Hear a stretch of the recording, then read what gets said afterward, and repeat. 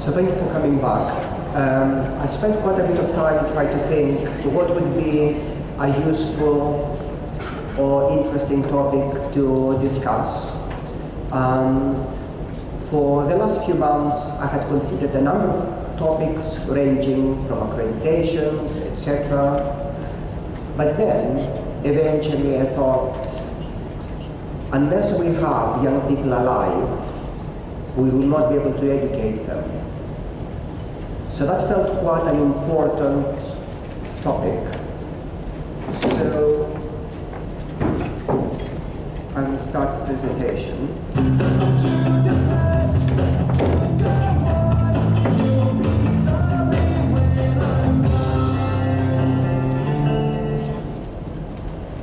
So can you imagine the entire population of Greenland disappearing every year?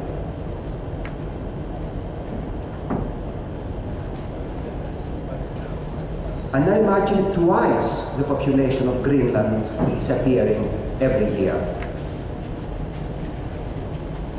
Well, every year, 100,000 adolescents commit suicide. This is twice the population of Greenland. This is a striking research finding that one of my researchers, Florencio Oviedo, discovered a few days ago, and we thought it was really a striking number that puts something into concept. So what I have decided to share with you is some of the work that we have been doing, reviewing the suicide prevention programs for adolescents and a specific suicide prevention program called the Mind Yourself Project. I want to acknowledge that the work that I will be sharing with you is really the outcome of a large team of researchers in different countries, and definitely there is the Irish team where a lot of the program commenced with funding from a series of research funds, and then also the UK team that I'm leading, and also with Dr. Mike Nisto, Florencio Oviedo I mentioned, Benjamin Correas, and Eleonora Nuenas. So today, I will try to give you an introduction to the Mind Yourself project, some contextual background, to refer somewhat to methodology and evaluation, discuss briefly the results, and draw some conclusions. So let's start with definitions, as language can vary. So when we talk about suicide prevention, we will include ideation as well as attempts. And the research often refers to 15 to 17-year-olds. So sometimes we use the word young people, sometimes we use the word young adults, teenagers, or adolescents. So this is a program originally designed in Ireland, but the approach seems to be transferable to the rest of the British Isles. And when Dr. Mike Nisto did a systematic literature review in 2013, he identified, of course, a project called the Yellow Ribbon Scheme in Australia. In 2010, it is a voluntary peer-led program which has some similarities with the program I will present to you, and I will address those similarities as time passes. So, what is this Mind Yourself project? It is a suicide prevention and positive mental health program for young people, and it is intended to use in a range of environments, from schools to support residential units. The reason also we have selected it is this program has been used extensively in schools, and it has been researched in schools. So we thought that especially in education and educational psychology, it will be particularly relevant. So initially there was a pilot phase of the project, and it happened in 2 counties in Ireland, Cavan and Monaghan, extended to Meath and Louth, I think it is pronounced, and here is a map that shows somewhere where they are in Ireland. And also, it involved partnership with the Health Service Executive and the National Suicide Research Foundation in Cork. When people tried to develop this program, they had two main considerations. Well, first of all is establishing strong evidence base for development. So they wanted it to be based on published scientific research evidence, and also to bridge and bring in the experience of suicide prevention staff. So not reinventing the wheel, but ensuring that we adopt an evidence-based approach to this. And of course, the other key consideration was the involvement and input of young people. There was an initial attitudes and lifestyle study that involved more than 3,800 people, and then that was followed up by a specific focused pilot on consultation with service users in Ireland of 71 people. And the themes were that people wanted to be, or participants in their own care, to be youth-focused and relevant to young people, and they wanted information, skills to problem solve, and destigmatization of help seeking. And we'll explore this a bit later on. By the way, it is significant that the Convention of the Child Rights adopted by the UN really highlights the significance of young people being consulted at the very least on matters that they could give their feedback and can inform any plans we make for them. And these plans are important because we know that there is a wealth of international research highlighting the cost and the importance of youth suicide. Then we have that suicide is the most common cause of death for young people, and definitely when it started, it also included for Irish males.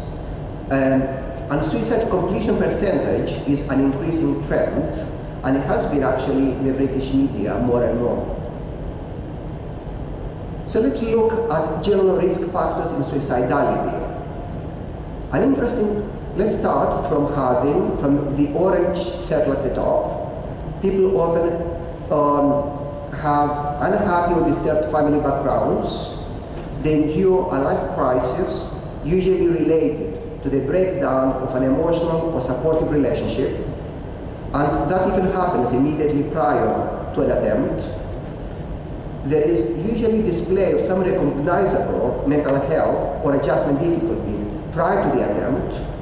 And the other interesting aspect is that they come from socially and educationally disadvantaged backgrounds. Again, an interesting connection between education and the future of young people.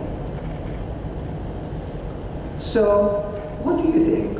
So possibly if you were to spend just a few minutes, a couple of minutes, on your table or someone next to you, or if you're sitting alone, just not in your own path, what do you think are the individual risk factors in teenage suicidality? It's worth thinking, indeed, really spend some time with someone next to you, just considering this for the next couple of minutes.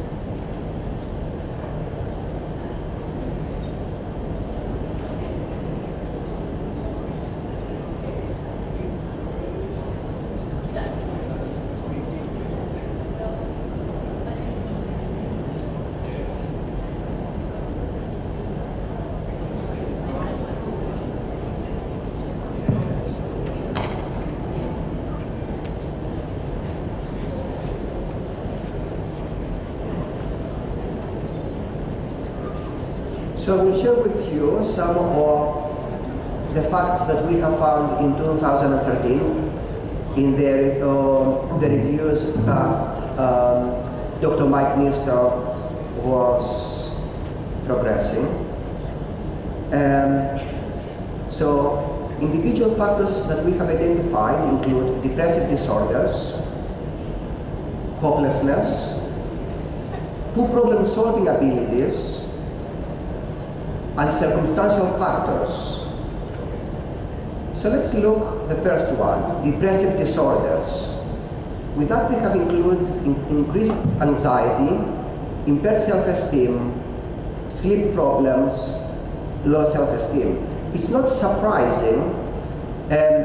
Initially I was quite surprised about anxiety, to tell you the truth, because you think, well, anxiety is a different construct than depression. Nevertheless, you may be aware that there is a sense of agitation sometimes at early stages of depression, and especially if we are starting thinking about how something can be prevented and early identification. It is useful to become aware of that. Impaired self-esteem. So self-esteem often is something that has been linked to depression. People having low self-esteem seems to be accompanied with thoughts like, I'm worthless, I'm not good enough, and often linked again with anxiety and worries. There may be sleep problems, either in terms of difficulties falling asleep or disturbed sleep, waking up early, and again the notion of low self-esteem linked to the overall concept. Another concept was hopelessness. There is a key relational point between depression and suicidal behavior and attitudes. This seems to be linked with coping skills, and it can be a predictive factor.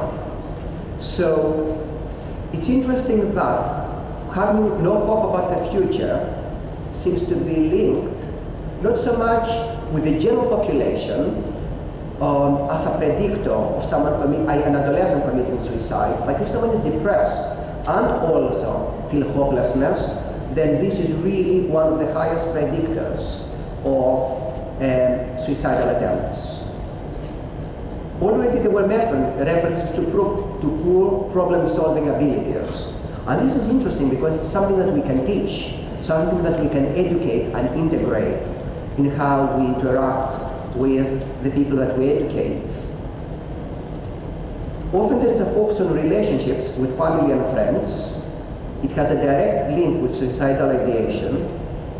Increased belief that emotional problems are related to external factors, and it's linked to an inability to generate solutions. So people may feel overwhelmed by the problem.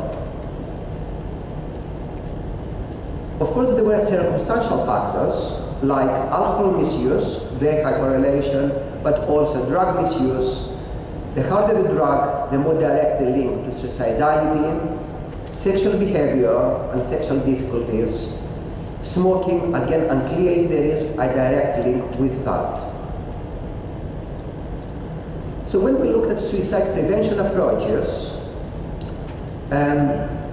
Dr. Mike Nister identified that they can fall under two categories: general approaches, which are based on education and suicide awareness programs in a more formal, top-down setting, and also more individual approaches. So information is relevant to young people, or they are particularly youth-friendly, and they strive very hard to make the approach very youth-friendly. So young people are active parts, and they take active part in their own care. There are some general strategies for holistic approach to suicide in young people. A key factor that has been identified is communication, education, the stigmatization of stress factors, the stigmatization of affective disorders, and awareness. And I will talk you through those briefly. So communication. It's not surprising that literature indicates, and research findings are very strong, that young people at risk have difficulty communicating. Encouraging young men to communicate vulnerabilities is a key recommendation, and facilitation of communication channels and their environments seem to be key components. Not surprising for this conference, but also for the literature, education is key. Again, the connection with coping strategies seems to be important, and the education packages seem to focus on proactive coping strategies, so people develop abilities to problem solve before problems become insurmountable. You may remember that there was reference to removing the stigma of stress factors. So someone being stressed, not necessarily being something negative. So inability to cope with stress, not being seen as weakness, and also not being no longer a taboo subject. So people can communicate, and through communication, developing new skills, able to release emotion, but also to access services. There was the notion of stigma, of generally of having affective disorders, including, for example, depression. And again, education with regards to depression and depressive symptoms seems to be key. Also important is education regarding risk factors. So let's look at awareness. It's important to know what are the existing services. So it is like a safety net of knowing how can someone access the services when they are needed, and remove the stigma associated with reaching for those counseling services. Other important factors in individual suicide prevention strategies include resilience, hope and optimism, and individual-centered programs. And I will talk you through those again. So with resilience, they refer to capacity to survive, deal with problems, and move on in a positive manner. So this ability lowers the risk of succumbing to emotional distress by future stress factors. So let's look at the components of resilience. One way to understand resilience is something that has a component of problem-solving skills. We're not surprised with that, because that has been a theme that we keep on coming across through the literature. Interesting something about the importance of what sometimes is described as autonomy, that's the green box, self-efficacy, impulse control. Not surprising to see again self-efficacy, because we saw it earlier on linked to self-esteem, but an interesting component about impulse control. So this seems to be potentially linked to tolerating some distress, tolerating some anxiety, rather than possibly using unhealthy strategies like alcohol or drugs. On the other hand, the orange cluster is something that it is described as social skills. So they include flexibility, so someone not being rigid, empathy, the ability to relate emotionally to others, to have a sense of how they may feel. Overall communication skills, again an important theme across this work, and interestingly, a sense of humor. So someone being able to adopt a different perspective, a lighter perspective, and transcend the framework that they have been utilizing until now. Also interesting at the bottom is the sense of purpose. So the sense of purpose refers to people having a direction, having some goals. However, this needs to be meaningful and measured. So we do not fall into the trap of perfectionism and striving for impossible pleasing of others. Linked to this is hope and optimism. So let's look what the components of that are. Never just one explanation for any occurrence.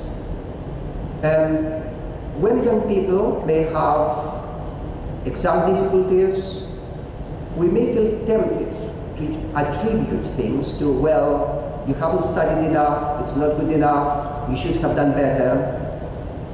But at least the research, that international research that we have analyzed, indicates that there is benefit in people learning that there are multiple explanations for any event.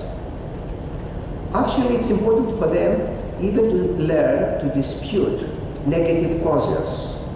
So instead of seeing things, unfortunate things, even an exam failure as something negative, are they able to see it potentially in a more positive light by challenging any negative attributions. It's important to know that all of us as humans, we cannot solve everything. And it is important simply to persevere and to try to achieve our goals. Not everybody can be good at everything, because there is a trap of all or nothing thinking and perfectionism here. And there is some interesting literature about and research findings about the positives and the benefits of focusing on the positive and learning from the positive as opposed to trying to learn from the negatives. The other component was individual-centered programs, and this is a cluster of ideas regarding holistic life skills approach that focus on individuals. Again, the notion of strengths-based approach, another theme that keeps on coming up.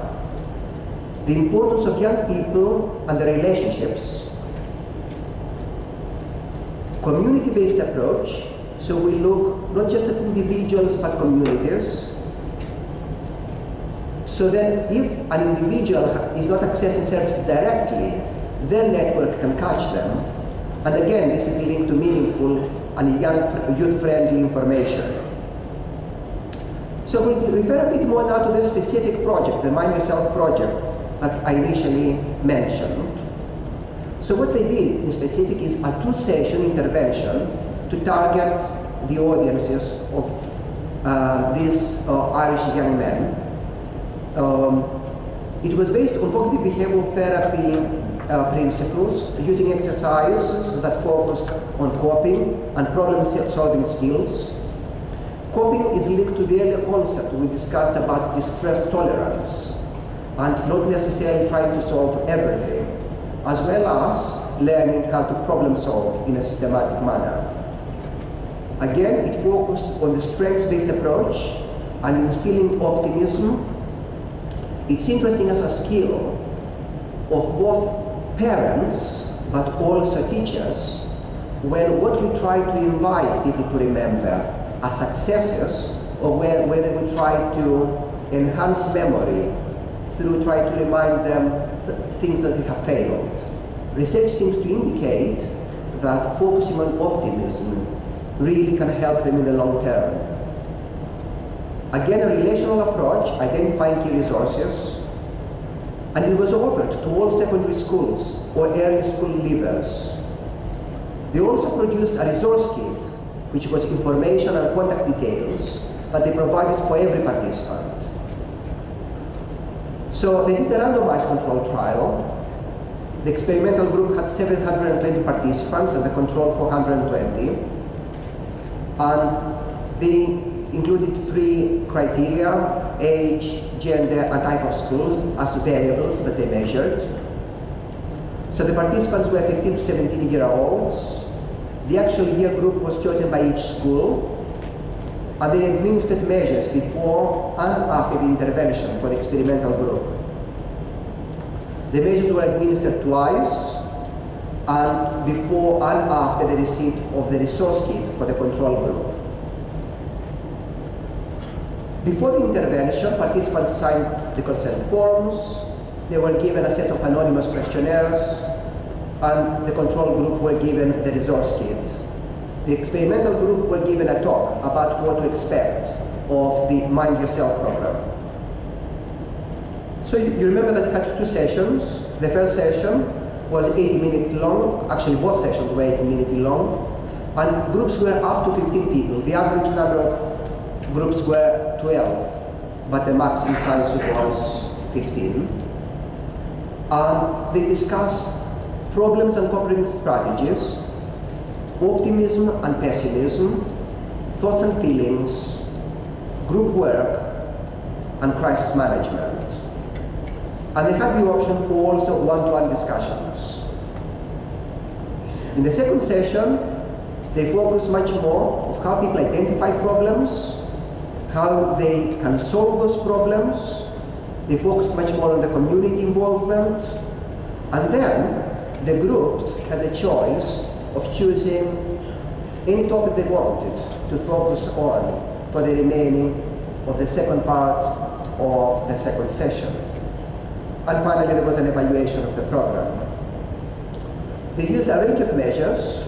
So initially they used general questionnaires, but also they have used the Barron Emotional Quotient Inventory, the youth version, which is a standardized measure for emotional intelligence, and it is self-reported.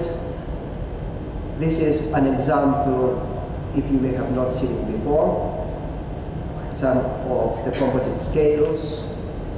You can see it includes, for example, stress management, adaptability, general mood, and we'll come back to this. In terms of other questionnaires, there was also the Bielson Depression Scale, which assesses the degree of depressing feelings over 18 separate items, and this gives you a flavor of the items. It has been correlated well to other similar scales for depression for young people. So let's look at the results. Interestingly, the girls scored higher than boys on the last depression test, and there was a decrease in those scores between before and after intervention was observed for the control female group. So possibly there was even benefit from having the resource kit. Although the greatest shift was found between the experimental group for girls. So let's summarize the results, and there are several features: adaptability, general mood scale, and school differences. So they found a significant effect of gender that was observed for the adaptability scale, so the ability to adjust to changes and circumstances. So it was before intervention, but not after. And this may mean that girls and boys were more similar in their ability to problem solve after the programs had been delivered. So before that, there were more gender differences. After that, it seems that all participants were able to develop similar skills. So possibly indicates that as the way we culturally bring up boys and girls, we may teach them different skills. So boys higher score before and after, but after interventions, girls their score was closer to boys. It's just what I have explained. A significant effect between control and experimental groups was found after the intervention for adaptability scores. And again, this may mean that a significant positive change occurred in the control rather than the experimental group. In terms of general mood scale, so they found again that a significant effect of gender was observed, both before and after. The mean score for boys was higher before and after intervention stages than the score for girls. The girls' score did increase from before to after, although still lower than boys. And analysis of the general mood scale against any of the other factors did not really show any significant effects. Interestingly, they found differences between schools. School context was found to be important, significant differences between schools. So for example, one school had significant different scores between pre and post-intervention times, as there was a positive mean shift after the interventions, but not in all. In comparison, 6 out of 8 control or experimental school experienced a positive mean shift in the scores, although not a statistically significant level. So we understand that schools do matter and school environment matters. Let's look at post-intervention questionnaires. They asked, what did you did you enjoy the program? And 91% stated yes of the girls, and 69% of the boys. Sorry, please.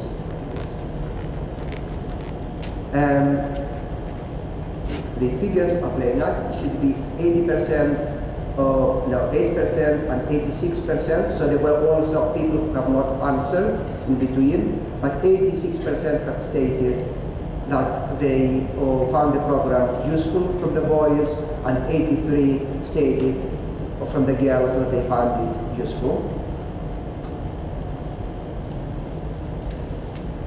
Can I cope better? 51% stated of the girls agreed, and 54.5% of the boys agreed. But it's interesting. In groups or by yourself, again, please put down some of thoughts of how do you think actually young people themselves have answered the following questions. What did you enjoy the most? What did you enjoy the least? And what was useful? It's interesting to see those questions, and especially the last one. So if you spend a few minutes trying to guess what they may have answered, because maybe that may help also retention of information. So again, please spend a few minutes on your table.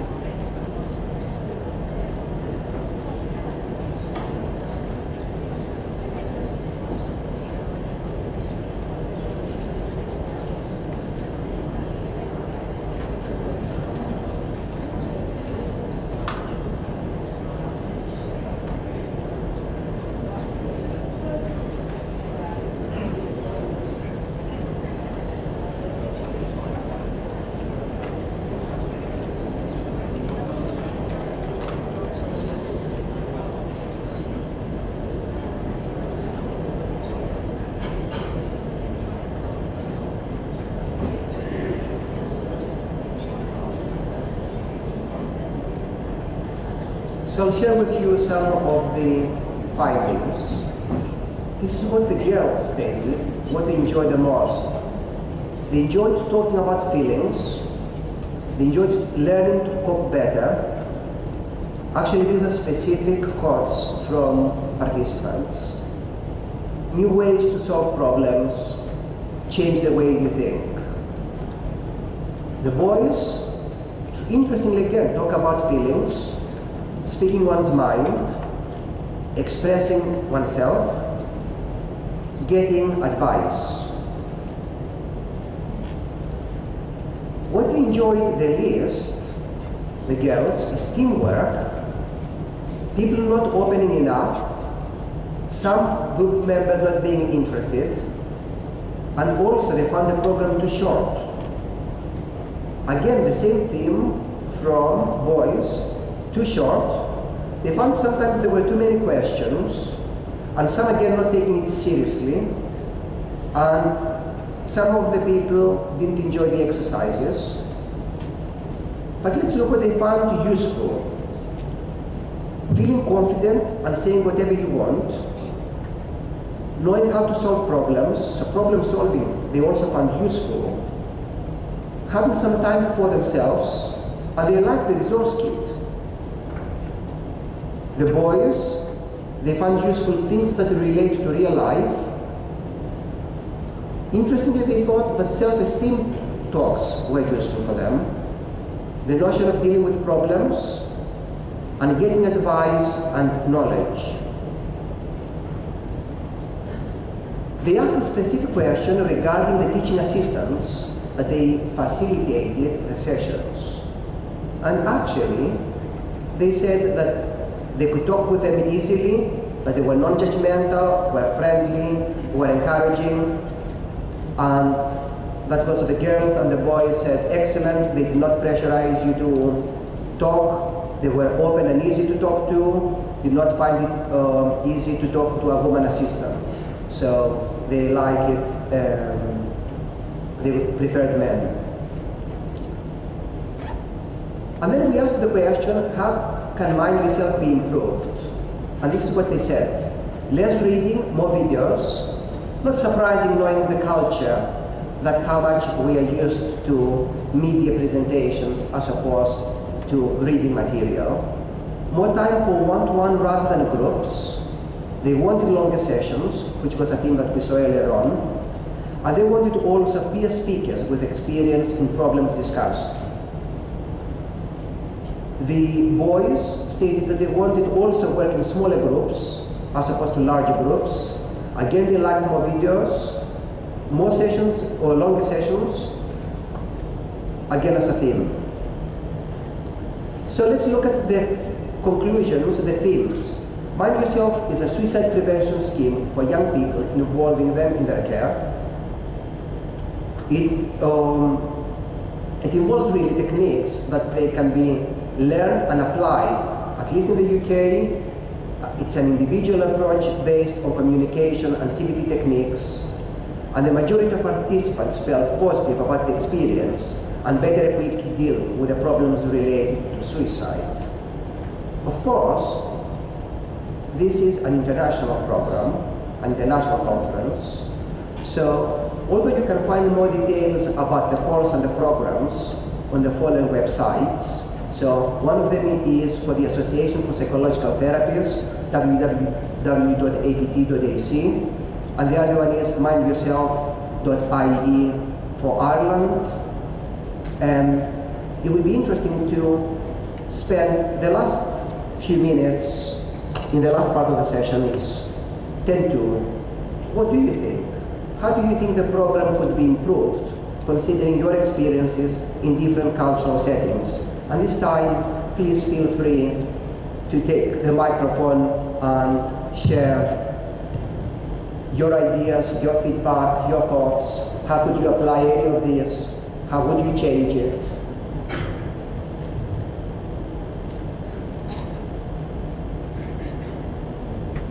Any brave?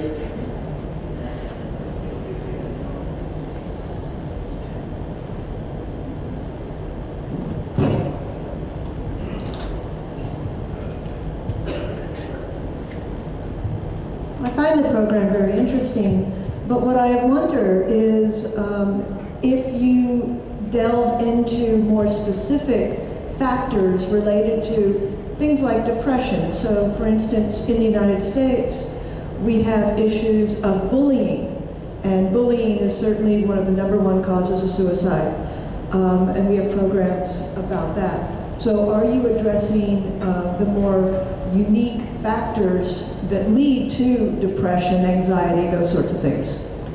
That's a very good question. The bullying is also in the UK emerging as a strong theme, and definitely adds initially to the stressors, but also to the depressive disorders. Also it happens in school environments as well as virtual environments. And it is hard to isolate people because it's so much part of their lives.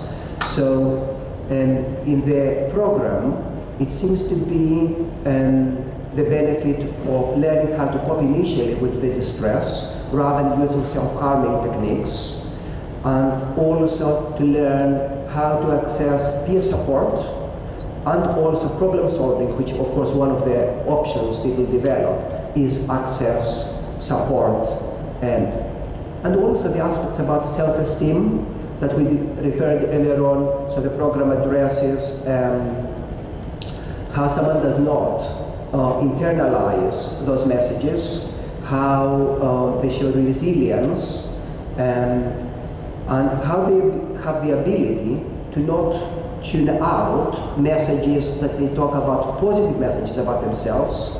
Because of course, as time passes, what we know is that the negative comments dominate the attention, and young people play them again and again in their mind throughout the clock. So these are some of the ways the program addresses those. Also, you remember that there were the 2 optional topics, and again, that would be a very useful and good topic to address bullying, and where instead of being taught as a concept, people are asked about their experiences and utilize it as a forum where people apply those skills. And also the notion about the resource kit and having appropriate signposting for bullying is very significant. Definitely in the UK, there is a national charity that focuses on providing helpline support regarding bullying, and definitely bullying is a big thing. So thank you for highlighting and sharing your awareness with us. Anyone else? Yes. Would you mind passing the microphone? Thank you. Feel free also to share who you are, so also other participants are able to know later on to find you and ask any questions or any thoughts. Exactly. I'm Lasadi from Nigeria. I just want to say this to you. It depends on what you want to achieve at the end of everything. In that, I hope the research team is aware of the peculiarity of the adolescents, the teenagers. Looking at their response, the peculiarity really comes out, like in the area of not taking it serious anymore and long period as due to their comment. So you have to, you're gonna try to check that, because in trying, like for example now the experimental, and they are not really taking it serious, at the end of everything, you might not really get, So you have to be conscious and aware of their peculiarity coming up, and you have to know how to check it, and see how to go about it so that you can get the accurate what you want to really get at the end of everything. Like the issue of the too much, you can reduce the timing of what you're really giving to them and so on and so forth. That's what I do. But it's a good work. It's a good work. Thank you very much for your thoughts. Anyone else would like to raise any comments, how you may apply it, or whether you apply anything similar in your setting? There is someone over there. I will come get the microphone.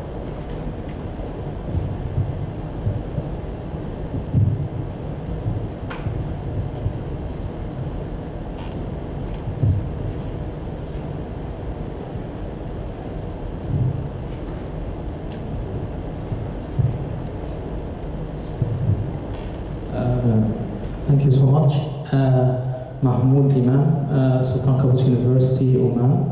Actually, thank you for your presentation. Just 2 points to make in my comment. The first one is the message was very clear from the participant that the program was too short. So I think you need to work on how actually to extend your program so that it can appeal to other participants.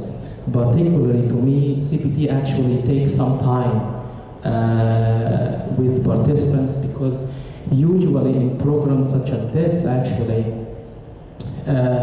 participants are a little bit reserved at the beginning, so they need more time actually to get into the material that you present and everything.